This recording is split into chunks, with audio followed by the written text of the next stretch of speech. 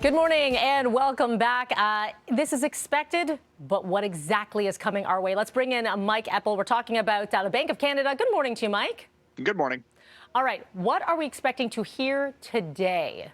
We're going to hear and see higher interest rates, Melanie. The Bank of Canada has telegraphed that it's going to be raising interest rates, not just today, but for the next foreseeable future over the course of the next 5 meetings after today.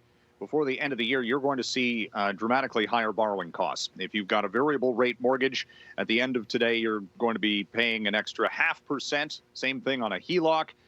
Your fixed rate mortgages won't change. Those are more affected by what's going on in the bond yields. But look, this is the Bank of Canada, and central banks everywhere are trying to bring things back up to what's described as a neutral level for interest rates. They're remarkably low right now. We're still near historic lows, even though the economy doesn't need that.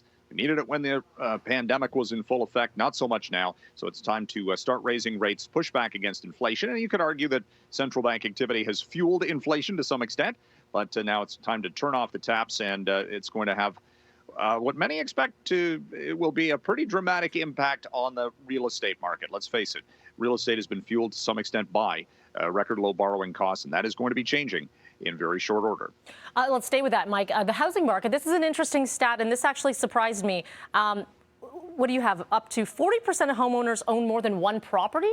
Yeah, it depends on the province. Here in Ontario, Okay. It's around 30%.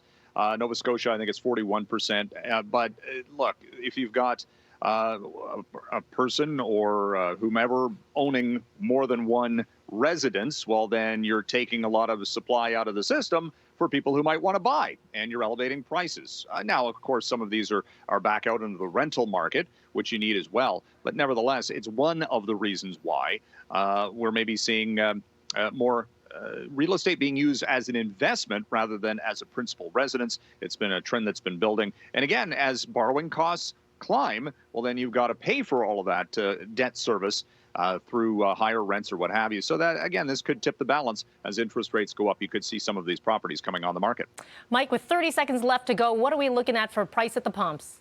Probably going up. It hasn't been affected yet, but I will say that we did see this morning the price for gas come down, Melanie, to probably the near-term low. I've watched the price for oil here jump back up above $101 per barrel in the early trade this morning, as China and Shanghai in particular is reopening from a COVID lockdown, and more demand for oil in the short term. OPEC's not doing anything about it. There's not as much supply to go around, and oil is getting more expensive. So if you want to fill up, might be the next couple of days the cheapest time to do so. Get to it. All right, Mike, as always, a pleasure. We'll talk to you again tomorrow.